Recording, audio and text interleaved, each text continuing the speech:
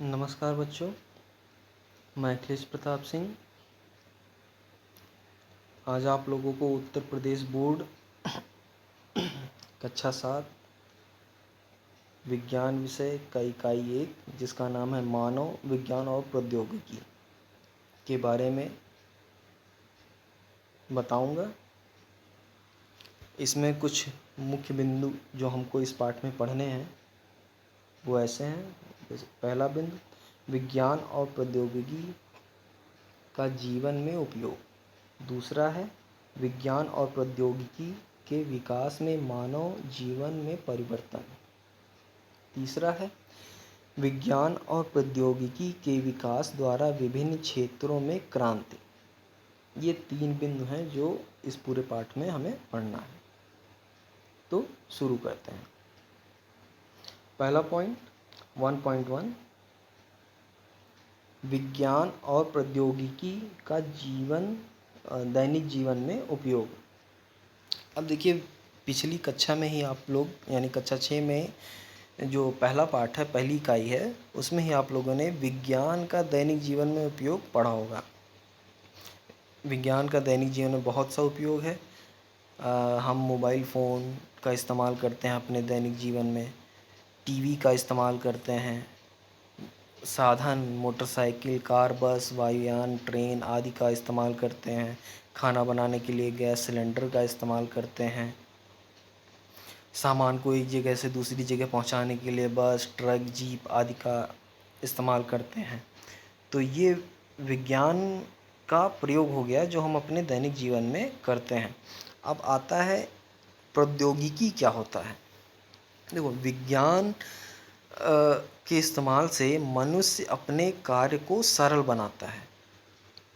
मतलब हमको एक जगह से दूसरे जगह जाना हो, मान लो हमको 10 किलोमीटर दूर जाना है, तो हम क्या करते हैं, मोटरसाइकिल में तेल डलाते हैं, स्टार्ट करते हैं और 10 किलोमीटर चले जाते हैं। 10 किलोमीटर जाने में बहुत ज़्यादा, मान लिए बहुत आराम से गए तो आधा घंटा या 1 घंटा लग गया, ठीक।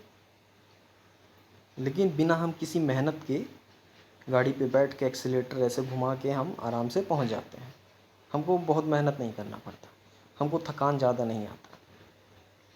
तो इससे क्या हुआ, मानव का जो कार्य है वो बहुत सरल हो गया, ठीक। तो प्रौद्योगिकी ऐसी चीज़ है, ऐसे साधन जिससे मानव का कार्य सरल हो जाए, उसी को प्रौद्योगिकी कहते हैं।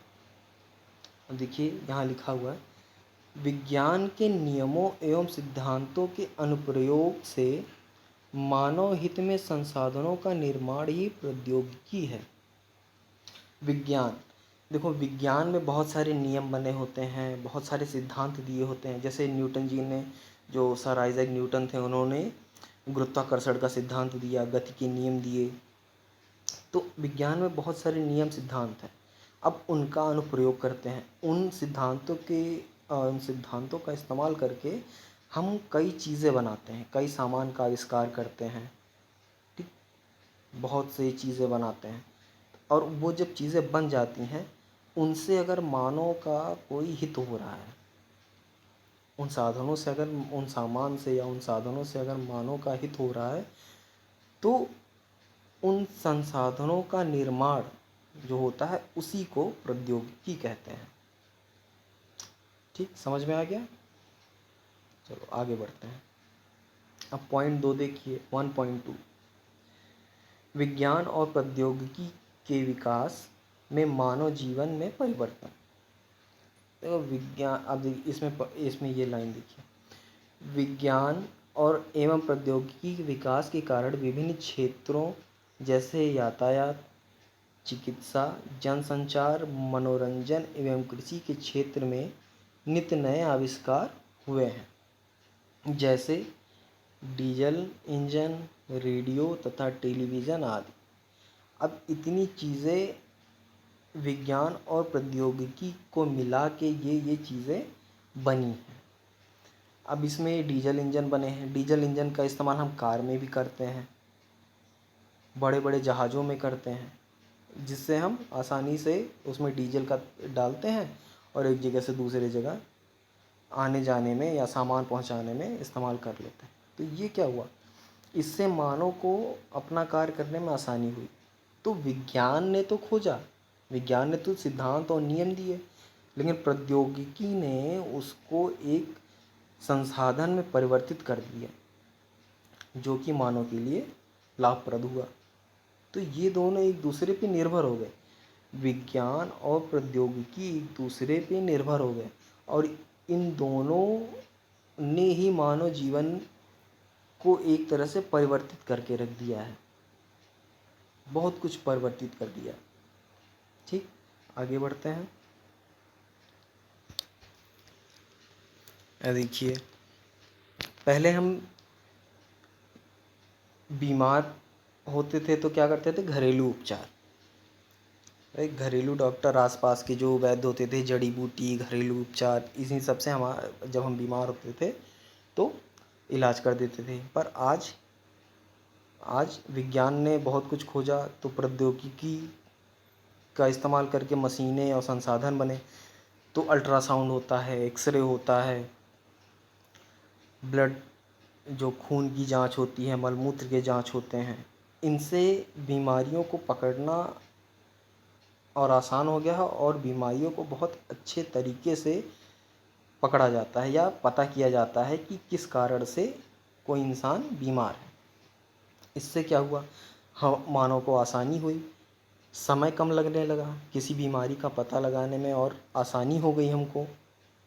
ठीक, ऐसे ही टेलीफोन है, टेलीफोन हो गया, मोबाइल हो गया। पहले हम चिट्ठी भेजते थे तो चिट्ठी पहुंचने में कई दिन लग जाते थे, लेकिन आज बस ये हमको एक नंबर होता है, मोबाइल से या लैंडलाइन या टेलीफोन से नंबर मिलाते हैं और दूसरी जगह फ़ोन जाता है और हम बात कर लेते हैं। तो हम आपस में संदेश जो हमारा संदेश है वो बड़ी आसानी से एक जगह से दूसरी जगह पहुंच जाता है। ये क्या है, प्रौद्योगिकी की ही देन है जिससे हम ये कर पाते हैं। प्रौद्योगिकी के कारण ही बड़े बड़े फैक्ट्री लग गए हैं, फैक्ट्री के जहाँ स्टील बनते हैं, लोहे का उत्पादन होता है, कपड़े का उत्पादन होता है, जूते चप्पल का उत्पादन होता है। बड़े बड़े फैक्ट्री हैं जो कंप्यूटर बनाते हैं, मोबाइल बनाते हैं। ये सब क्या है, ये सब प्रौद्योगिकी की ही देन है। अब जैसे देख लीजिए, अपने हमारे यहाँ स्टील के उत्पादन के लिए जमशेदपुर, राउरकेला, भिलाई, दुर्गापुर आदि शहरों में कारखाने खुले हैं। इसी क्रम में रिहंद में जल शक्ति से विद्युत बनाने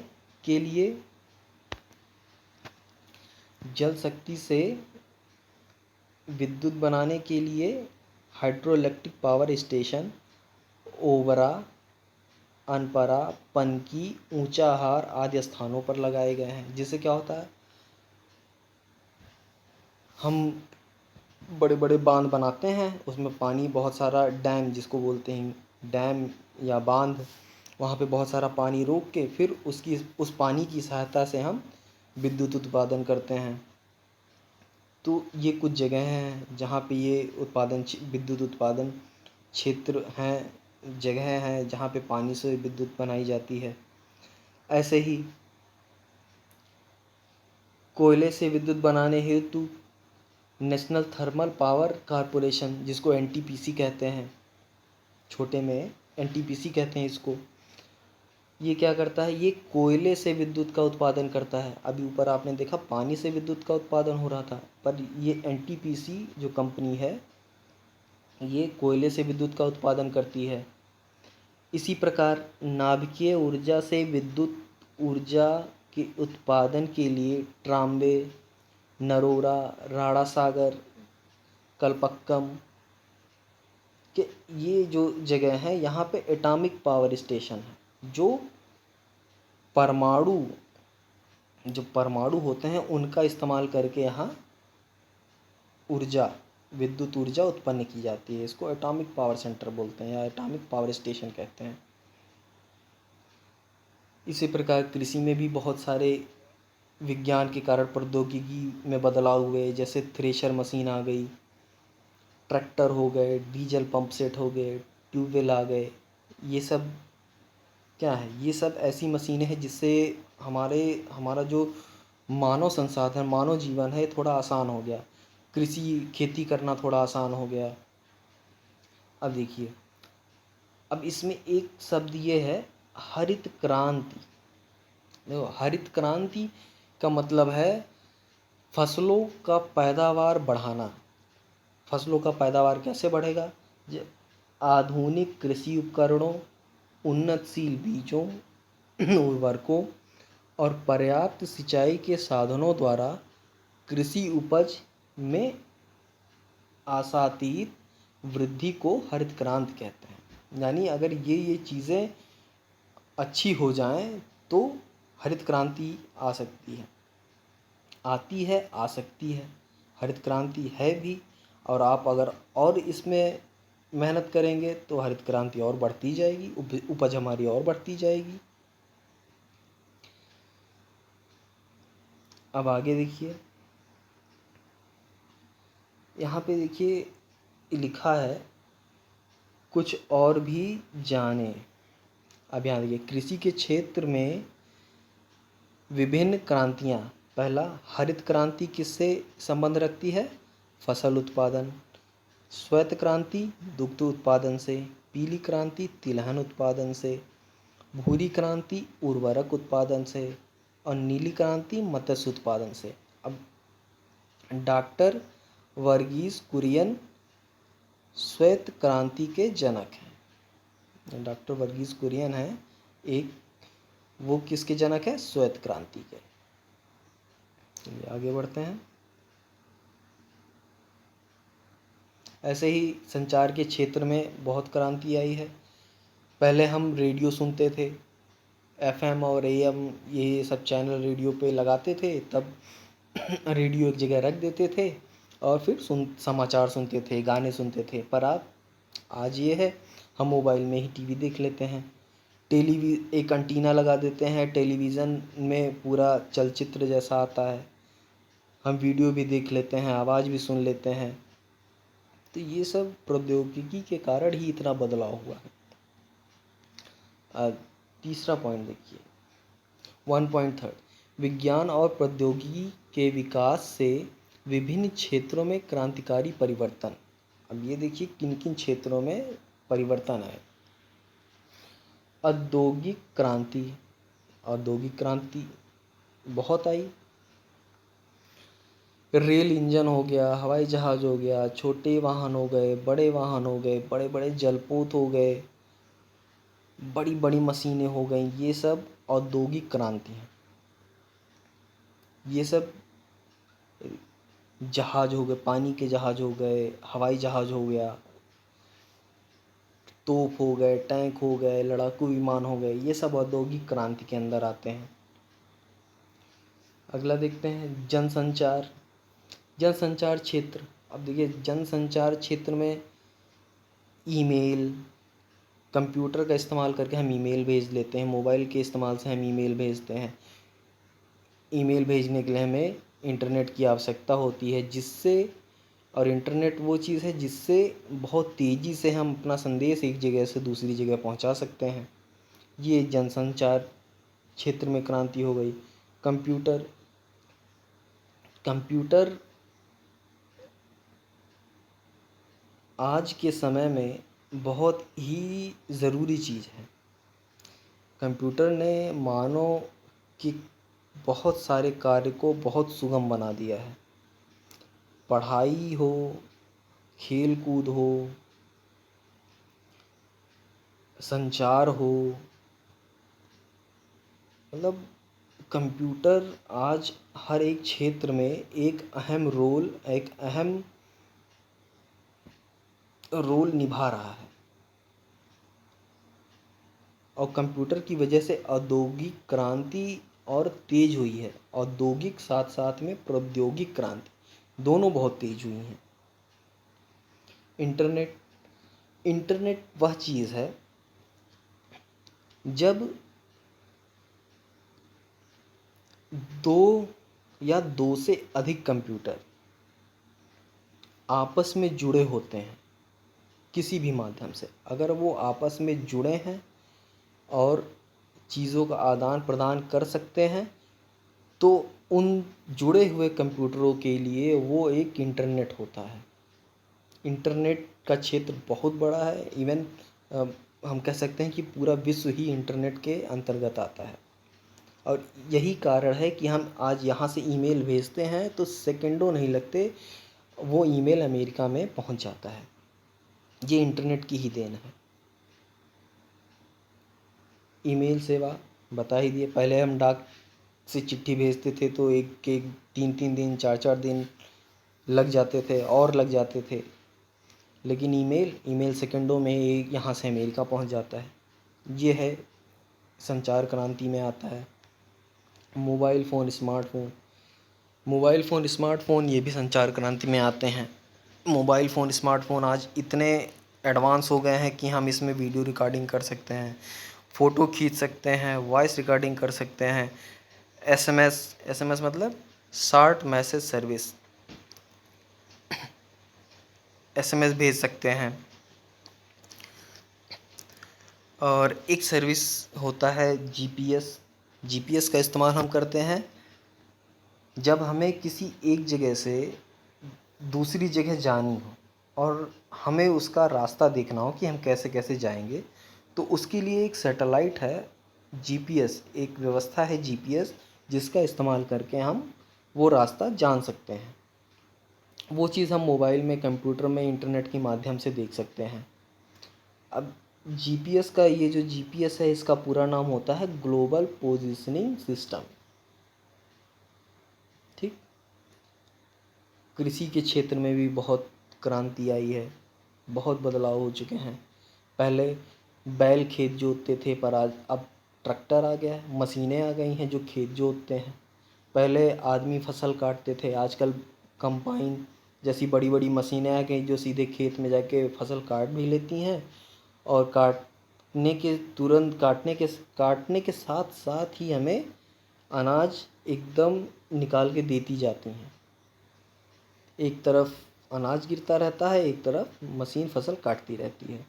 ये इतना बदलाव आ चुका है पहले से आज के समय में। ईंधन पहले चूल्हे पे खाना बनता था तो लकड़ी का इस्तेमाल, पत्तियों का इस्तेमाल, गोबर के उपलों का इस्तेमाल, लकड़ी, कोयले, मिट्टी के तेल, इन सब का इस्तेमाल होता था ईंधन के रूप में। इनसे क्या होता था, समय भी बहुत अधिक लगता था और श्रम भी, जो हमारी ताकत होती थी वो भी ज़्यादा खर्च होती थी। अब वर्तमान समय में गैस हो गया, गैस पे हम एलपीजी गैस होता है, एलपीजी गैस को क्या कहते हैं, खाना पकाने की गैस एलपीजी गैस कहते हैं। इसका पूरा नाम, एलपीजी का पूरा नाम होता है लिक्विफाइड पेट्रोलियम गैस। पेट्रोल हो गया, डीजल हो गया, इन सब ईंधनों का इस्तेमाल करके हम अपना श्रम भी बचाते हैं और समय भी बचाते हैं। प्रेशर कुकर से हमारा समय और बचता है। दाल चावल ये सब हम प्रेशर कुकर में बना लेते थे, पहले हम भगोने में बनाते थे तो उसे समय भी लगता था और ऊर्जा का व्यय भी अधिक होता था। चिकित्सा के क्षेत्र में पहले हम बीमारियों को पता लगाने के लिए नाड़ी का चेक करते थे और कई तरीके से पता करते थे, फिर दवा देते थे तो जड़ी बूटियाँ देते थे, घरेलू उपचार करते थे। पर आज के समय में खून जांच करते हैं, खून सिरिंज से निकालते हैं और जो मशीनें होती हैं उसमें लगा देते हैं, अपना वो बता देता है कि मलेरिया है या टाइफाइड है या क्या है। वो जांच करके हमें कुछ मिनटों में, आधे घंटे 1 घंटे, मतलब इससे ज़्यादा वक्त नहीं लगता, बहुत जल्दी बता देता है। तो इतना बदलाव आ चुका है जिससे अब इन बदलाव से इलाज भी अच्छे तरीके से होता है। तो ये सब चिकित्सा में बदलाव आ गए हैं। राष्ट्रीय सुरक्षा देखा जाए तो सुरक्षा के क्षेत्र में भी बहुत बदलाव आ चुके हैं। बहुत बहुत सारी मिसाइलें बन चुकी हैं, बहुत सारे जो परीक्षण हुए हैं वो भी बहुत सफल परीक्षण हुए हैं। आजकल तो अब के ज़माने में तो इस समय अब तो एंटी मिसाइल बन चुकी हैं। एंटी मिसाइल मतलब कोई देश अगर आपके ऊपर मिसाइल छोड़ा है तो ऑटोमेटिक ही हमारे देश में ऐसी मिसाइल लगी होती हैं कि जो जाके उस मिसाइल को लड़के ख़त्म कर देंगी। एंटी बैलिस्टिक मिसाइल बोलते हैं। आगे बढ़ते हैं। आजकल ज़माना आ गया रिमोट सेंसिंग का। रिमोट सेंसिंग का मतलब जैसे देखिए, घर में टीवी चलाते हैं, रिमोट से चैनल हम बदल लेते हैं, इसको बोलते हैं रिमोट सेंसिंग। बीच में तो कोई तार लगा नहीं है, हम कुर्सी पे बैठे हैं, रिमोट का बटन दबाया, चैनल बदल गया, ये इसी को कहते हैं रिमोट सेंसिंग। ये रिमोट सेंसिंग इसी को कहते हैं। अब आगे एक लाइन ये लिखी है, इसको देखते हैं। विज्ञान और प्रौद्योगिकी के विकास से मनुष्य को केवल लाभ ही नहीं मिला है, वरन इससे अनेक प्रकार की हानियाँ भी हुई। ठीक है, सही बात है। विज्ञान से मनुष्य को लाभ के साथ साथ हानियाँ मिली हैं। तो विज्ञान और प्रौद्योगिकी जब आपस में संबंध रखते हैं तो जाहिर सी बात है, प्रौद्योगिकी के कारण भी मनुष्य को सिर्फ लाभ ही नहीं मिला है, उससे कुछ हानियाँ हुई हैं। क्योंकि दोनों, विज्ञान और प्रौद्योगिकी दोनों का आपस में संबंध है, तो जाहिर सी बात है, अगर विज्ञान से फ़ायदा और नुकसान दोनों हुआ है तो प्रौद्योगिकी से भी फ़ायदा और नुकसान दोनों हुआ है। ठीक, अब आगे बढ़ते हैं। यहाँ देखते हैं हमने क्या सीखा। हमने सीखा में 3 बिंदु हैं। पहला, विज्ञान के नियमों एवं सिद्धांतों के प्रयोग से कार्यों को सरल बनाना ही प्रौद्योगिकी है। दूसरा, विज्ञान एवं प्रौद्योगिकी एक दूसरे पर आश्रित है। ठीक। तीसरा, कृषि के क्षेत्र में आशातीत वृद्धि को हरित क्रांति कहते हैं। चलिए, ये इस पाठ में हम सीख चुके हैं, इतना पढ़ चुके हैं सब। अब देखिए अभ्यास प्रश्न। अभ्यास प्रश्न आप लोग हल करिएगा। अगर अभ्यास प्रश्न आप लोगों से नहीं हल होते तो आप हमें कमेंट में बताइएगा लिख के, या हम कुछ दिनों में, 1-2 दिन में, 3 दिन में इसका पूरा हल आप लोगों को वीडियो के रूप में दे दूँगा। आप लोग वहाँ से इसका हल देख लीजिएगा। ये प्रश्न आप देखते जाइए और इसको आप लोग हल कर लीजिएगा। अगर नहीं हल होगा तो आप बताना, हम हल करा देंगे। ठीक, ये पाठ आप लोग का ख़त्म हो चुका है।